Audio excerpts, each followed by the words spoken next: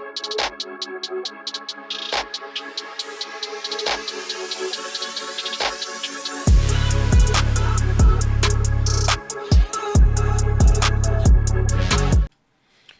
going on, guys? This is Kosty with Sharp Trading Plays only on PickDawgz.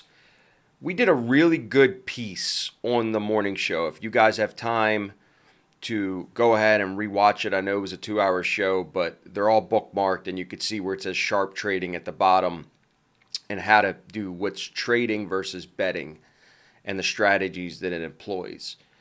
We did a great explanation and a little bit more of a deep dive than I do in these videos on what it actually takes and where the information actually comes from.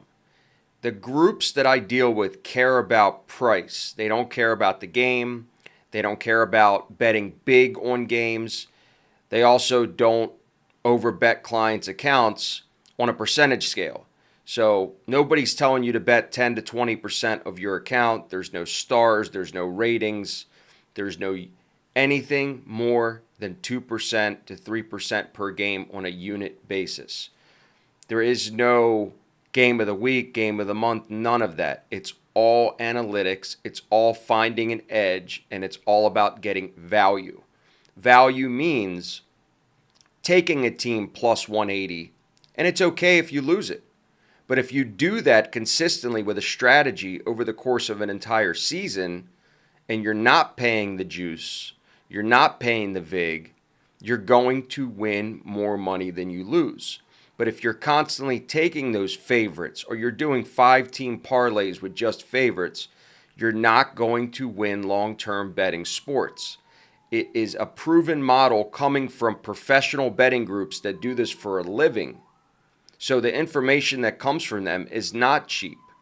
And they only care about the marathon. They only care about the long term. Because they realize the edge is not there one day at a time. The edge is there seasonally, quarterly, or yearly. And if you're doing anything less than that, the volatility is going to be up and down consistently. You're not going to be able to overcome the volatility because when you have a losing streak, when you're putting too much emphasis on one game and you say, I got cracked, I got my head split open, I lost a lot, I can't believe this team lost. Everybody loses, guys. Every team in the MLB loses a lot of games.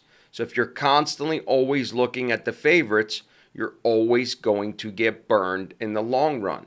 I'm not saying that you can't win a week or two at a time doing it that way, maybe even a month. I don't have the analytics on favorites. I just know if you're constantly betting favorites, you will lose. So take advantage of learning everything that I give you on this video series. Only text me if you're betting 1,000 a game. But like I said in the morning show, 1,000 a game doesn't mean you have 5,000 in your account. 1,000 a game doesn't mean you have 10,000 in your account. If you're going to bet 5% of your account per game, then sure, 10,000 is manageable, but that's even too high. 20,000 is 5% if you want to bet 1,000 a game. But expect to spin that 20,000 consistently with high volume. On an average day, our groups are putting out at a minimal 8 games a day, 10 games a day, 12 games a day. So it never takes into effect where one game should hurt you. If the game loses, big deal. You're going to lose plenty of games in baseball.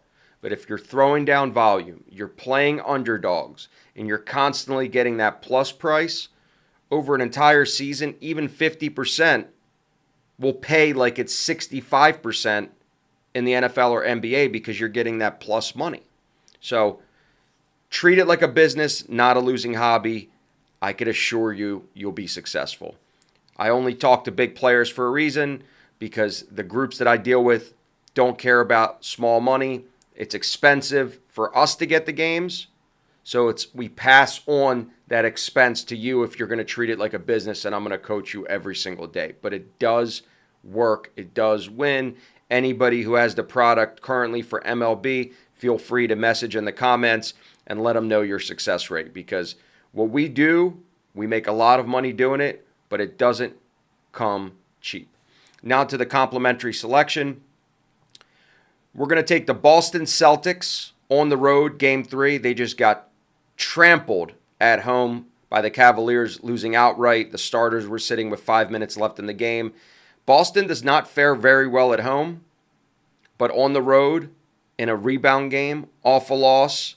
Love that it's under 10 because of the big blowout. If they maybe lost by 2 or 3 points, the line would be over 10, but because they got blown out, they corrected, so now you're getting them at only 8. They're going to destroy the Cavs in this game. You're not going to see a performance out of Jaylen Brown 2 games in a row. You're not going to see the performance of the extra guys, is what I call them, on the Cavs outside of Donovan Mitchell, be able to do what they did like they did last game. This is similar to when the Boston Celtics played the Heat shot lights out and they blitzed them with threes. And then the following game, they got absolutely blown out.